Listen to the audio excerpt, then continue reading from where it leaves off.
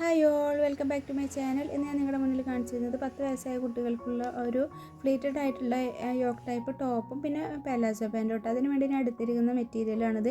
ഇത് പോളി കോട്ടനാണ്, ഒരു സിക്സാഗ് ഡിസൈനിലാണ് കേട്ടോ വരുന്നത്.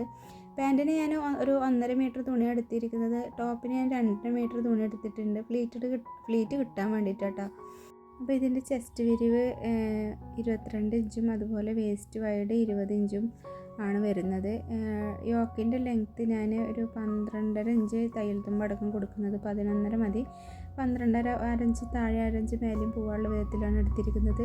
നമ്മൾ ഫസ്റ്റ് തന്നെ തുണി 4ആയി മടക്കിയിട്ട് കൊടുക്കുന്നുണ്ട്. അതിൻ്റെ ഫോൾഡിങ്ങിൻ്റെ സൈഡിൽ നിന്നാണ് നമ്മൾ മെഷർമെൻറ്റ് എടുക്കേണ്ടത്. ഇതിപ്പോൾ ഞാൻ 8 ഭാഗമായിട്ട് മടക്കിയിട്ടിട്ടുണ്ട്, പെട്ടെന്ന് നമുക്ക് കട്ട് ചെയ്തെടുക്കാൻ എളുപ്പത്തിന് വേണ്ടിയിട്ട്.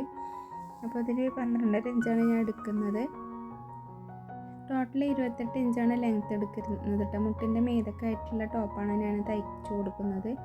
അപ്പോൾ മുട്ടിൻ്റെ മീതൊക്കെ നമ്മളിപ്പോൾ ആദ്യം യോക്ക് പോർഷൻ എടുക്കുക. യോക്ക് പോർഷന് പിന്നെ തയ്യൽ തുമ്പടക്കം 12.5 എടുത്തിട്ടുണ്ട്. അതിൻ്റെ ബാക്കി എത്ര വരുന്നതെന്ന് വെച്ചെങ്കിൽ അത് നോക്കിയിട്ട് നമ്മൾ എടുത്താൽ മതി. അതുപോലെ സ്ലീവ് ഒരു പഫ് സ്ലീവാണ് കൊടുത്തിരിക്കുന്നത്. പിന്നെ 10 വയസ്സായ കുട്ടികൾക്ക് നെക്കിൻ്റെ വിട്ട് വരുന്നത് 5 ഇഞ്ചാണ്. അപ്പോൾ 2.5 ഇഞ്ച് എടുക്കുക, അതിൻ്റെ പകുതി. പിന്നെ അതേ തന്നെ ആം ഹോൾ കൊടുക്കുക. 5.5 ഇഞ്ചിൽ തന്നെയാണ് ഞാൻ ആം ഹോൾ കൊടുത്തിരിക്കുന്നത്.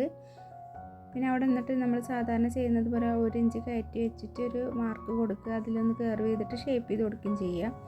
പിന്നെ നമ്മൾ 22.5 ഇഞ്ചാണ് ചെസ്റ്റ് വണ്ണം വരുന്നത്. അപ്പോൾ അതിൻ്റെ ഒരു 4-1 ഭാഗം എടുക്കുക. ഇത് നമ്മൾ ഷോൾഡറിൻ്റെ മേലെ ഒരു ചെരിച്ചിട്ട് സ്ലോപ്പാക്കിയിട്ട് വരച്ചു കൊടുക്കുന്നതാണ്. 1/2 ഇഞ്ച് താഴേക്ക് ഇട്ട സാധാരണ എല്ലാത്തിനും ചെയ്യുന്നത് പോലെ തന്നെയാണ്.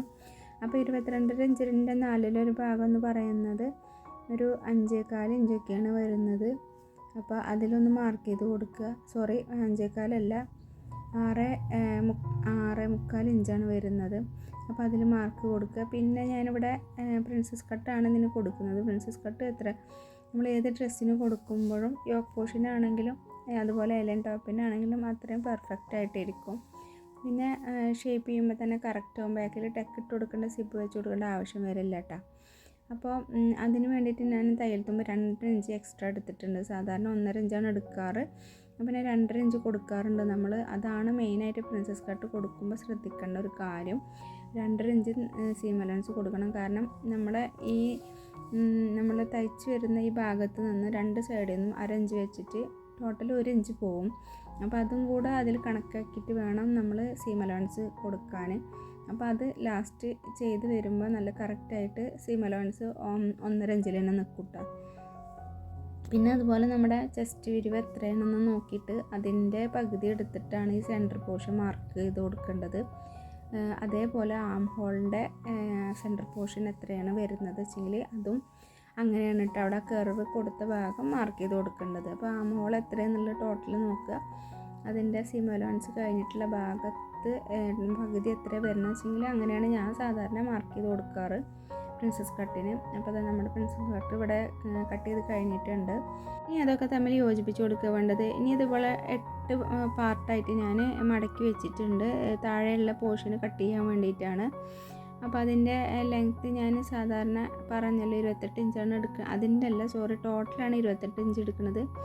അപ്പോൾ ഇതിപ്പോൾ ഞാൻ ഫുള്ളായിട്ടുണ്ട് വെട്ടിയെടുത്തിട്ട് അതിൽ നിന്ന് പകുതിയാക്കുകയാണ് ചെയ്യുന്നത്. സ്ലീവിനുള്ള മെറ്റീരിയലും കൂടെ ഇതിൽ തന്നെ ഉൾപ്പെട്ടിട്ടുണ്ട്.